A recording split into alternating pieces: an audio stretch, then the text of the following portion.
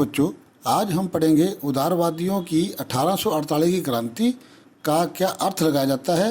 उदारवादियों ने किन राजनीतिक, सामाजिक एवं आर्थिक विचारों को बढ़ावा दिया।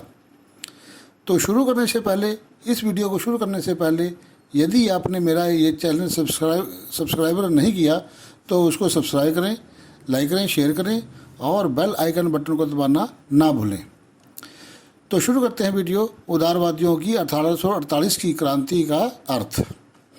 1789 की फ्रांस की क्रांति ने उदारवाद व राष्ट्रवाद की भावना को बढ़ावा दिया।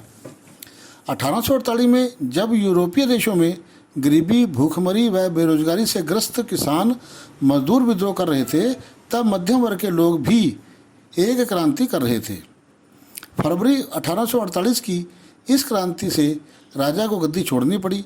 यूरोप के अन्य देशों में जहां अभी स्वतंत्र राष्ट्र राज्य अभी अस्तित्व में नहीं आए थे, उदारवादी मध्यम वर्ग ने संविधान की मांग उठाई। इस मांग का उद्देश्य राष्ट्र राज्य का निर्माण करना था।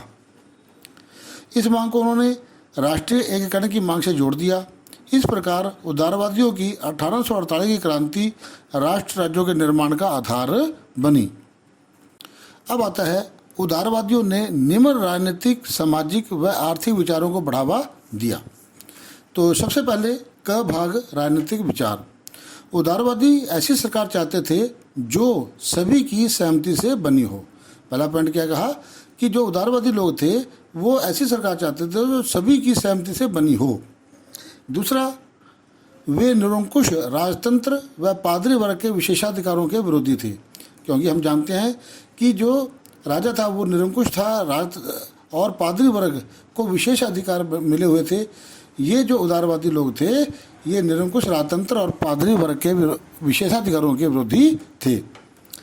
तीसरा आता है, यद्यपि वे कानून के समक्ष बराबरी के पक्ष में थे, परंतु वे सबके लिए मताधिकार के पक्ष में नहीं थे। दूसरा आता है ख भाग सामाजिक विचार। तो पहला है, उदारवादी चाहते थे कि संगठन बनाने की सभी को स्वतंत्र होना चाहिए, चाहे वो कोई व्यक्ति है वो अपना निजी संगठन बना सकता है। दूसरा, उदारवादी प्रेस की स्वतंत्रता होनी चाहिए। जो उदारवादी थे वो प्रेस की स्वतंत्रता चाहते थे, यानी उदारवादी प्रेस की स्वतंत्रता के पक्ष में थे। ग भाग तीसरा आर्थिक विचार। उदारवादी निजी संपत्ति के स्वामित्व को अनिवार्य बनाने के पक्ष में थे। दूसरा, उदारवादी समान पूंजी के आयात निर्यात पर राज्य द्वारा लगाए गए करों को समाप्त करने के पक्ष में थे। मतलब जो सामान हम बाहर से मंगाते थे या हम बाहर भेजते थे तो उन पर जो टैक्स लगाया जाता था, उदारवादी उसको समाप्त करने के पक्ष में थे। तीसरा आता है, उदारवादी बाजारों की मुक्ति चाहते थे। तो ये थे उदारवादियों द्वारा 1848 क्रांति में उनके विचार। अब हम पढ़ेंगे प्रश्न अगला है, बाल्कन प्रदेशों में राष्ट्रवादी तनाव क्यों पनपा। उस समय बाल्कन प्रदेशों में रोमानिया, बुल्गारिया, अल्बानिया, यूनान, Macedonia, Croatia, Bosnia Herzegovina, Slovenia, Serbia और मॉन्टेनिग्रो शामिल थे। ये सभी बाल्कन राज्य टर्की और अनेक यूरोपीय शक्तियों के बीच संघर्ष का केंद्र बने रहे। इनमें तनाव होने के निम्न कारण हैं। नंबर 1, ऑटोमन साम्राज्य कमजोर हो चुका था। बाल्कन राज्य इनके अधीन थे। इन राज्यों में राष्ट्रवादी भावना पनप रही थी, मतलब राष्ट्र के प्रति लोगों का लगाव हो रहा था। दूसरा आता है, बाल्कन लोगों ने राजनीतिक अधिकारों के अपने दावे को राष्ट्रीयता का आधार दिया।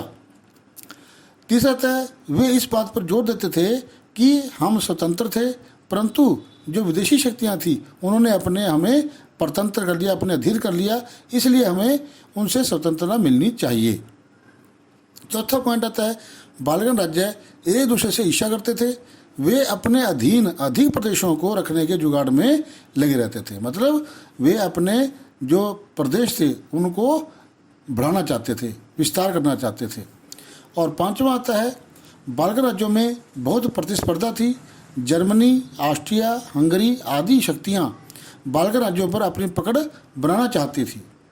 इससे उन्हें कई युद्ध हुए और अंत में यह समस्या प्रथम विश्व युद्ध का कारण बनी। तो ये थे बालगन प्रदेशों में राष्ट्रवादी तनाव क्यों पनपा। जो बालगन राष्ट्र थे उनमें राष्ट्रवादी तनाव किस प्रकार से पनपा। धन्यवाद दोस्तों। अगर मेरा ये वीडियो आपको अच्छा लगा तो आप इस मेरे चैनल जिसका नाम economic analysis with Ashwini Kumar Gupta है उसको सब्सक्राइब करें, लाइक करें, शेयर करें और साथ दिए बेल आइकन बटन को दबाना ना भूलें, क्योंकि मेरे नए नए वीडियो और नोटिफिकेशंस आपको समय समय पर मिलते रहेंगे। धन्यवाद।